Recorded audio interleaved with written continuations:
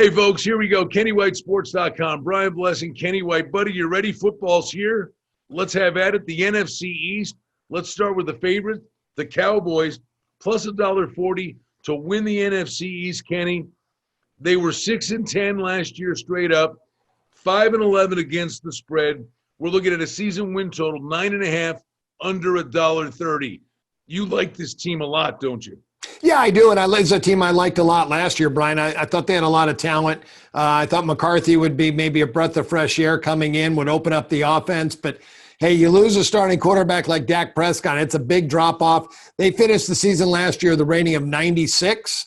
I'm starting them out this year with a rating of 102.5, the 11th best team in football. But I do have them only at 9.6 wins. I have no value on that win total whatsoever. A big thing that I think falls through the cracks a lot of time are the coordinators. Dan Quinn comes over as the defensive coordinator here. We know Elliott's in shape and Prescott's coming off the ankle injury, but they got to get their defensive act together, and they think Quinn can help in that regard, and they get a big acquisition, Micah Parsons on draft day, the linebacker from Penn State. Yeah, Parsons I thought was a big pickup. They also bring in a couple of defense players, Dontre Poe. Actually departed. They lost Poe, but the one guy they brought in was Brent Urban, came in from Chicago. I think he's going to help out a lot on the defensive line.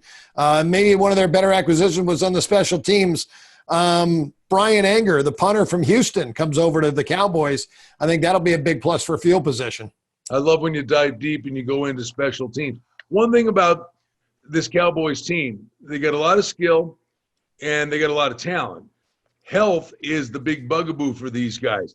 We'll see how Prescott comes back from the ankle injury. But I thought, Kenny, they got away from the running game. They've got a powerful offensive line. They were decimated by injury, too. But if this team can get the running game going again, look out.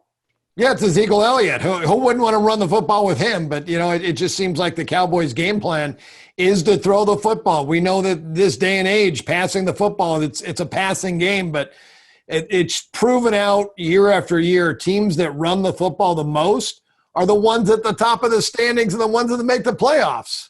Run and stop the run, buddy. I don't care if it's an aerial league. If you're going to win titles, run and stop the run. Quick final question for you. Dallas is always a public team. Over the years, your power ratings, you see the betting market, how inflated do their numbers actually get? Yeah, great point. Usually point and a half higher than what I'm at. And most of the time I could be against the Cowboys because of that fact. Last year I wasn't. I was a little bit higher than the Cowboys and everybody else. But you know what? It's quick to make adjustments. When you lose football players, you change those ratings quickly. Dallas started, as I mentioned, over 102 last year, and they finished at a 96, over a 6.5-point drop-off.